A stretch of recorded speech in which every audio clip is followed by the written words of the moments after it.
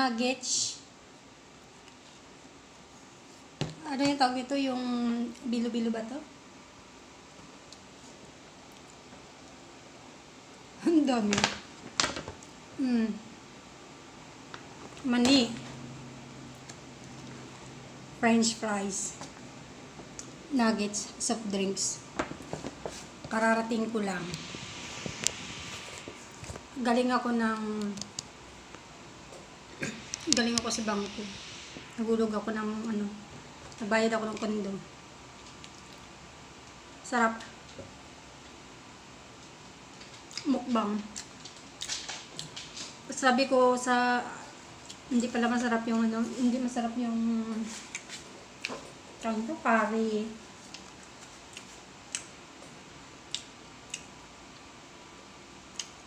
Sa nuggets.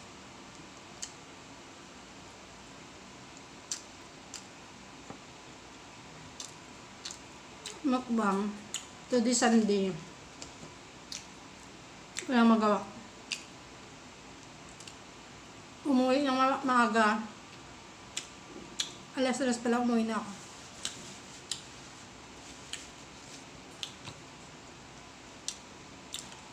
Masarap yung malagkit nila. Minsan lang kasi ako pumunta ng Central. Every 1 month, isang beses lang yata. Pag ako'y naghulog ng pera. Kasi ang bayaran ng aking kondo, banking. Wala akong access ng banking ng BDO sa SNDC. Kailangan kasi may card ako. Yung ginagamit kong card, yun ang pinapabayad ko sa BDO. Hindi sa cellphone, hindi pwede sa Alipay, hindi siya pwede. Kasi nga malaking amount siya, every monthly, every 30. Nag-try ko yung account ni SNDC. Nag-try ako na i-deposit ko yun. Pero ang dati yung ginawa ko, 15,000 lang. Kasi nga, para try lang naman kung papasok mo siya o hindi. Kasi, almost 15,000. Pag hindi siya pumasok, babalik yun sa Alipay mo, sa account. Babalik talaga siya sa account. Babalik siya sa account. Siguro mga 10 days or 15 days. Pero yung bumalik sa akin, nasa 8 days lang. Hindi mawawala yung pera nyo. Halimbawa, mag-wrong sender ka, babalik ang pera mo sa account mo. Hindi siya ma-missing. Mag-waiting ka lang kung kailan babalik. Ayun ang kagagandahan sa Alipay. And then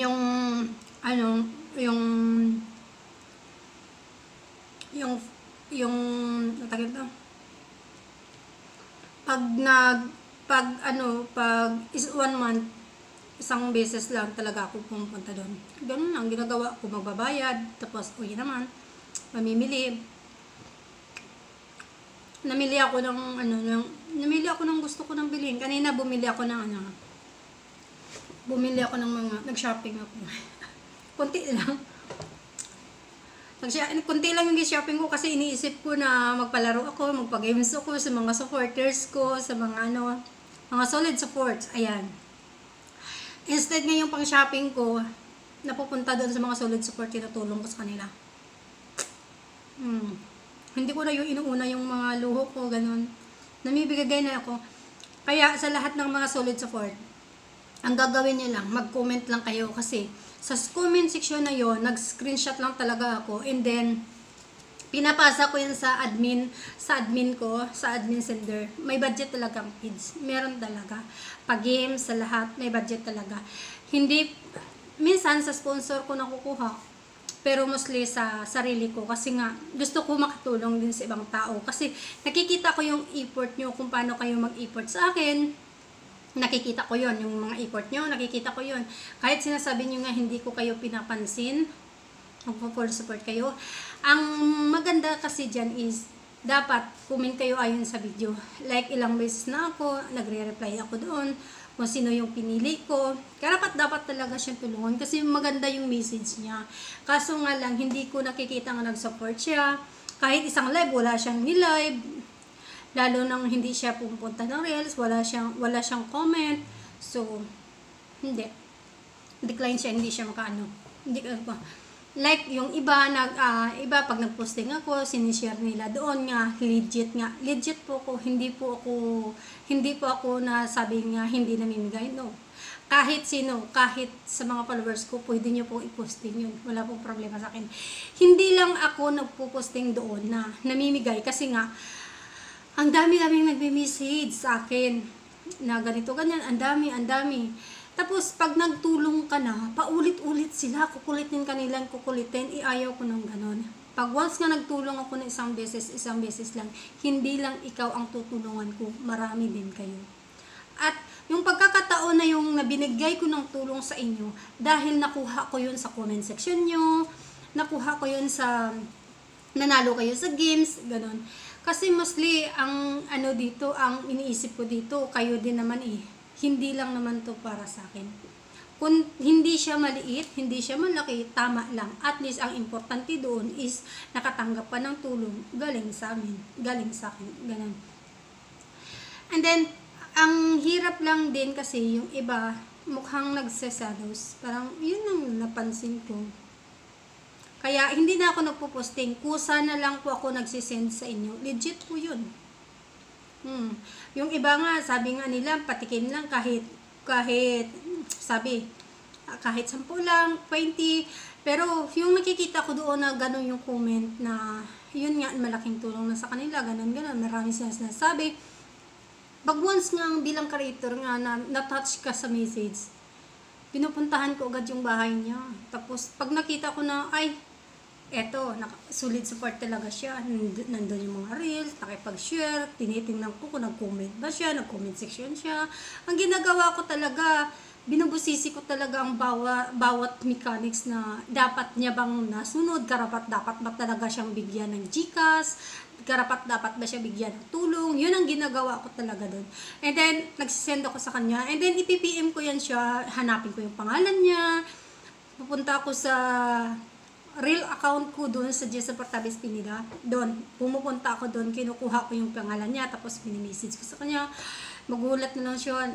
Sabi ko, Mom, sabi niyo, grabe, nagulat daw siya, na-touch daw siya.